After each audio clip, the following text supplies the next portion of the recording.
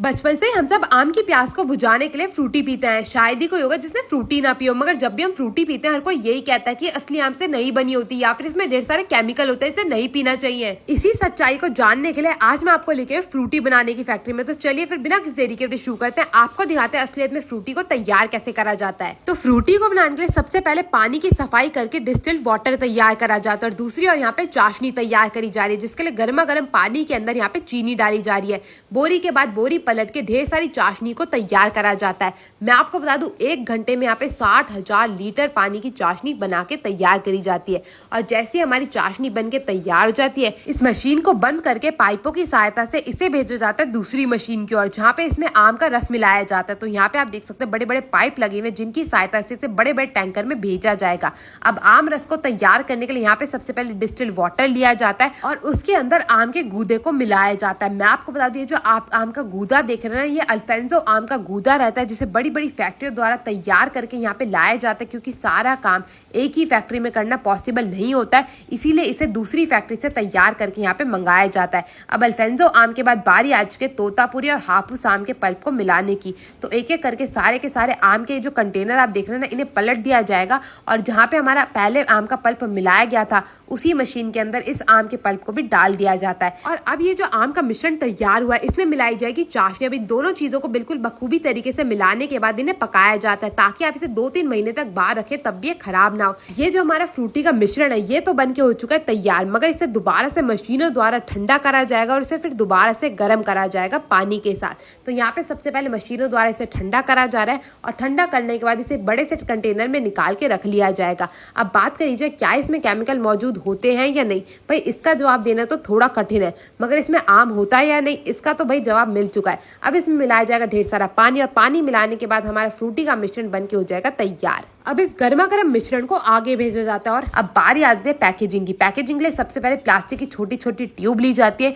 अब इन ट्यूब से सबसे पहले फ्रूटी की बोतलें तैयार करी जाएंगी। तो एक एक करके इन्हें मशीन में गर्म करा जाता है और ढांचों की मदद से फ्रूटी की बोतलें बना के तैयार कर ली जाती है। अब एक एक करके इन बोतलों को डाला जाएगा मशीन की ओर। तो एक एक करके सारी बोतलों को मशीन में डालने के बाद बारी आती है इन बोतलों की सफाई की। तो एक ओर से बोतलें आती रहती है, दूसरी ओर से बड़े से ढांचे वाली मशीन की सहायता से खुद ब खुद एक एक बोतल बिल्कुल बेखूबी तरीके से धुल के तैयार हो जाती है। यहाँ पे आप देख सकते हैं एक एक करके बोतल आती जा रही है। सबसे पहले इसे उल्टा करा जा रहा है और उल्टा करने के बाद इसमें पानी डाल के अच्छे से बोतलों की सफाई करी जा रही है। बोतलों की सफाई इसलिए ज़रूरी होती है ताकि उसमें कोई भी केमिकल या फिर कोई भी बैक्टीरिया मौजूद ना रह जाए। और अच्छे से बोतलों की सफाई करने के बाद एक एक करके सारी बोतलों को आगे भेजा जाता है। अब ये जो बराबर लगी मशीन है इसका काम होता है हर एक बोतल में फ्रूटी भरने का। तो ये मशीन बिल्कुल बखूबी तरीके से हर एक बोतल में बिल्कुल गर्मा गर्म फ्रूटी को भर देती है और जैसे ही फ्रूटी भर के तैयार हो जाती है इसको भेजा जाता है आगे की ओर, जहाँ पे इन बोतलों में ढक्कन लगाया जाता है। यहाँ पे आप देख सकते हैं एक एक करके सारी बोतलें जो है वो भरती जा रही हैं। फिर ये मशीन इसे दूसरी मशीन के ओर सौंप देती है। अब इस मशीन का काम होता है ढक्कन लगाने का। तो सबसे पहले मशीन के अंदर ढक्कन डाले जाते हैं, फिर ये मशीन एक एक करके सारी की सारी बोतलों पर ढक्कन लगाती जाती है और फिर उसे अच्छे से दबा दिया जाता है ताकि कोई भी बोतल का ढक्कन बिल्कुल ना खुले आसानी से। अब एक एक करके सारी बोतलों को आगे की ओर भेजा जाएगा कन्वेयर बेल्ट की सहायता से।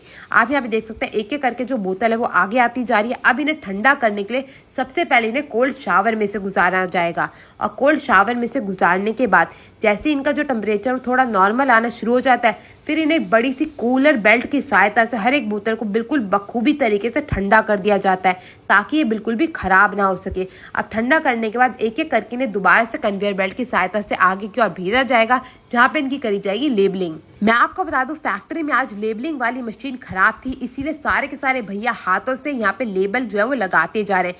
एक एक करके सारी की सारी बोतलों में लेबल लगाया जाएगा और फिर इन्हें भेज दिया जाएगा दूसरी मशीन की ओर। अब इस मशीन का काम होता है एक एक करके लेबल के ऊपर डेट और प्राइस छापने का। तो इस मशीन की सहायता से जो भी तारीख होती है और जितना भी दाम होता है कि एक बोतल का उसको छाप दिया जाता है और उसके बाद एक एक करके सारी की सारी बोतलों को डिब्बे में भर के आपके घरों तक पहुंचने के लिए रवाना कर दिया जाता है। अब चलते हैं यहाँ के ओनर से थोड़ी वार्तालाप करते हैं और जानते हैं इस फैक्ट्री के बारे में और साथ ही जानेंगे अगर आपको इसे ऑर्डर करना है तो आप इसे कैसे ऑर्डर कर सकते हैं घर बैठे बैठे।